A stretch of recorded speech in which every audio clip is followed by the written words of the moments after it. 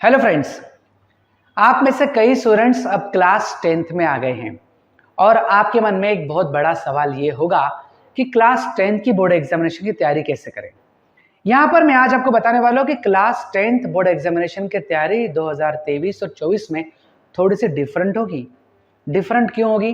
क्योंकि सीबीएसई ने अपने सिलेबस को कम कर दिया है, वहीं क्वेश्चन पेपर के लेवल को पहले से बढ़ा दिया है। इसके साथ साथ कुछ और ऐसे चेंजेस करे हैं जो अगर आपने नहीं समझे या नहीं जाने तो हो सकता है आपको एक बड़ा नुकसान झेलना पड़ सकता है। सबसे पहले हम ये बात करते हैं कि मैथमेटिक्स को लेकर जो आपके मन में फोबिया है वो कैसे दूर किया जाए। दोस्तों, एक बात ध्यान रखिए कि मैथमेटिक्स एक ऐसा सब्जेक्ट है जिसको बार बार प्रैक्टिस करने से ही ये डेवलप होता है। जिस तरह आप किसी कार को अगर ड्राइव करते हो और जितनी ज्यादा बार आपने ड्राइविंग करी हो उतनी मास्टरी आपको होती है। एरोप्लेन चलाने के लिए जो पायलट्स होते हैं उनका एक्सपीरियंस देखा जाता है, कितने आवर्स उन्होंने फ्लाइट उड़ाई है ना।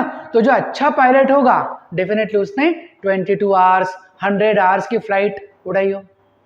वैसे ही मैथमेटिक्स में अच्छा जो बच्चा होता है वो ज्यादा जितनी प्रैक्टिस करेगा उतना अच्छा। अब क्वेश्चन ये है कि सर प्रैक्टिस तो हम बहुत करते पर हमारे नंबर एग्जाम में नहीं आते। देखो बच्चों, प्रैक्टिस करने का भी तरीका होता है। आप लोग क्या करते हो, आप लोग उन चैप्टर्स को ज्यादा पढ़ते हो जो चैप्टर आपको समझ में ज्यादा आते हैं।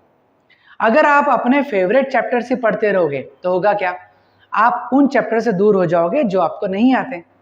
अब आपको करना ठीक इसके उल्टा है, मतलब आपको वो चैप्टर ज्यादा अच्छे से पढ़ने हैं जिसमें आपको डिफिकल्टी मिलती है या आपको समझ में नहीं आते। जनरली देखा गया है कि सीबीएसई जब अपना पेपर पब्लिश करती है, बनाती है, तो वो 15% क्वेश्चन हायर ऑर्डर थिंकिंग के देती है। अब ये हायर ऑर्डर थिंकिंग है क्या बच्चों? हायर ऑर्डर थिंकिंग केवल टफ क्वेश्चंस नहीं है, ये वो क्वेश्चंस है जो आपने पहले प्रैक्टिस में नहीं करे हो या आपके देखे हुए ना हो। जैसे 2023 में क्वेश्चन आया था एग्जामिनेशन में कि एक डॉल्फिन पानी से ऐसी जंप करके वापस जाती है। अब डॉल्फिन अगर पानी से जंप करती है तो वाटर लेवल से वो ऐसी कूद जाती है।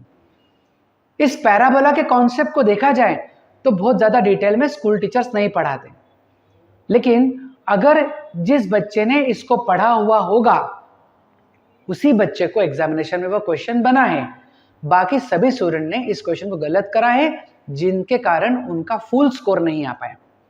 तो याद रखिए, हमको प्रैक्टिस करते समय क्या करना है, 70% क्वेश्चंस वो करते रहने हैं जो हम कर पाते हैं, है ना, और 30% वो क्वेश्चंस करने हैं जो हमने पहले नहीं करे थे। रोज अगर आप ऐसी प्रैक्टिस करते हो, नए क्वेश्चंस करते रहते हो, तो क्या होगा, एग्जामिनेशन में जब ऐसा कोई नया क्वेश्चन आ जाएगा तो आपको करने में कोई प्रॉब्लम नहीं होगी। अब ये तो बात हुई मैथमेटिक्स से प्रिपरेशन की, लेकिन एक जो इंपॉर्टेंट बात यह है कि सीबीएसई क्या क्या चेंजेस कर रही है सिलेबस में और क्या चेंजेस कर रही है क्वेश्चन पेपर पैटर्न में, वो जानना बहुत जरूरी है। जहां तक बात है सिलेबस की, तो सीबीएसई ने अपने सिलेबस को अराउंड 30 to 40% रिड्यूस कर दिया है। जी हाँ, जो पुरानी एनसीईआरटी बुक थी अगर आप उससे कंपेयर करोगे नई एनसीईआरटी बुक को तो एग्जैक्टली वो आधी हो चुकी है। जहां 4-4 एक्सरसाइजेस थे क्वेश्चन चैप्टर्स में, वहां 2-2 एक्सरसाइज कर दिए। अब सिलेबस कम होने का ये मतलब नहीं है कि आपको कम पढ़ना पड़ेगा, उल्टा ये सोचिए कि कम सिलेबस में ज्यादा डिफिकल्ट क्वेश्चन एग्जाम में आ सकते हैं, है ना। तो सीबीएसई पहली बात तो ये कि अपने पेपर में जो केस स्टडी के क्वेश्चन है उनको डिफिकल्ट लेवल पर पूछने जा रही है।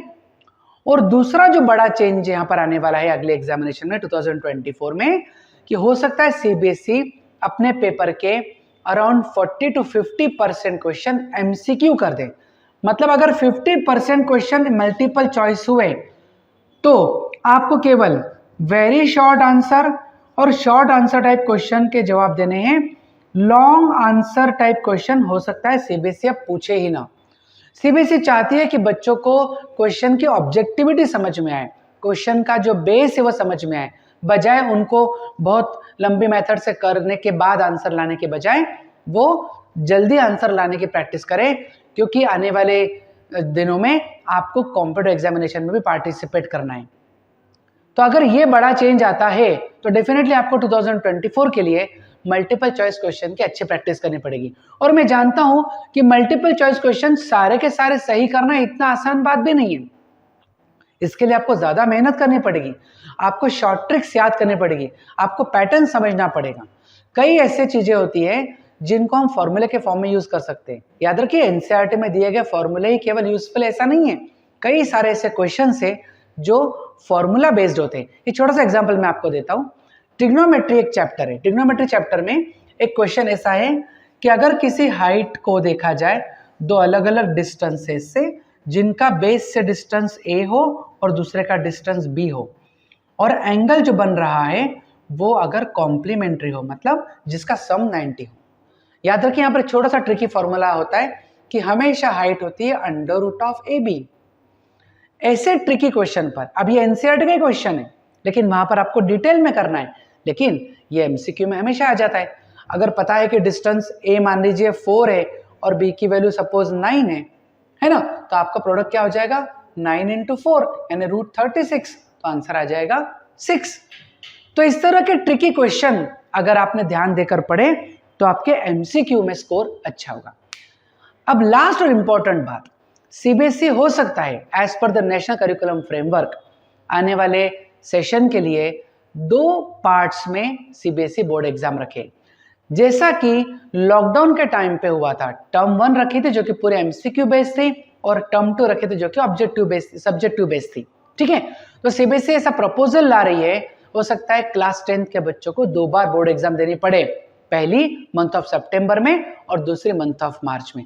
हालांकि ये अभी तक कंफर्मेशन नहीं आया है, लेकिन फिर भी मैं आपसे कहूंगा कि आप अपनी प्रिपरेशन कुछ इस तरह ही करते रहिए जिसमें दोनों एस्पेक्ट कवर हो। दैट मीन्स एमसीक्यू भी कवर हो और सब्जेक्टिव क्वेश्चन भी कवर हो, क्योंकि अगर 2 बार बोर्ड एग्जाम होती है तो भी आपको फायदा होगा, और मान लीजिए सिंगल बोर्ड एग्जामिनेशन होती है और सीबीएसई 50% क्वेश्चन एमसीक्यू पूछती है, तब भी आपको बेनिफिट ही होगा।